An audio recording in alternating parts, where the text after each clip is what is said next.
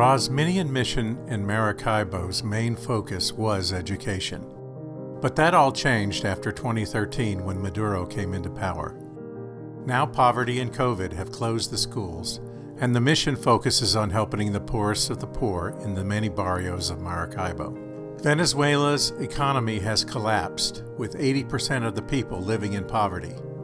The annual inflation rate will reach 13,000% next year, making it the biggest recession in the history of the Western Hemisphere, twice as large as the Great Depression.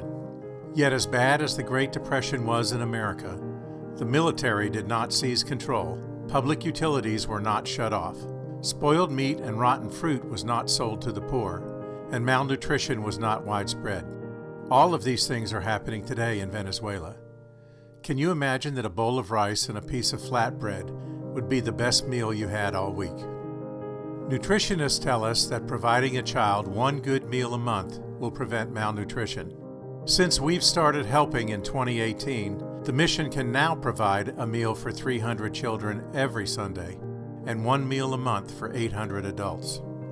There is no shortage of need among the people. During his visit in January of 2022, Father Marco Tanghetti, former mission director, explained that the food provided each week is likely the only meal the children will receive. The food crisis has no end in sight, while the government blocks most humanitarian aid from entering the country. In addition to the meals prepared for the children every Sunday, your contributions have allowed the mission to distribute bags of food to 60 families once every 3 weeks.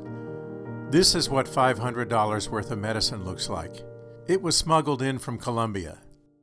To give you some perspective, the minimum wage in Venezuela now stands at $1.68 per month, based on the central bank's official exchange rate. Even highly preventable and curable diseases have resurfaced and can now develop into life-threatening illnesses due to the lack of antibiotics and proper treatment.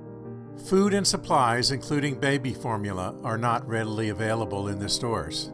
Even if it was available, the cost would be prohibitive. The cost of the powdered formula you see in this picture costs nearly 10 times the average monthly wage. This is Joshua and Freddie. Joshua is holding the box that contained the orthopedic device used in the surgery to repair the bone in his leg. Freddie has a new wheelchair and is now able to leave his house without being carried.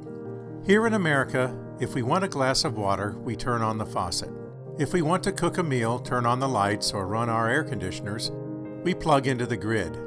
When we need food, medicine, or supplies, we go to the store. If you live in Venezuela, you can't rely on any of those things. We can't fix all that country's problems, but we can help thousands of people in Maracaibo. Please try to imagine how different and difficult the conditions are where these poorest of the poor people live. Please place a donation in the collection basket next Sunday at church, in an envelope with Venezuela written on the outside of it. Checks should be made payable to the Institute of Charity. Thank you, and may God bless us all.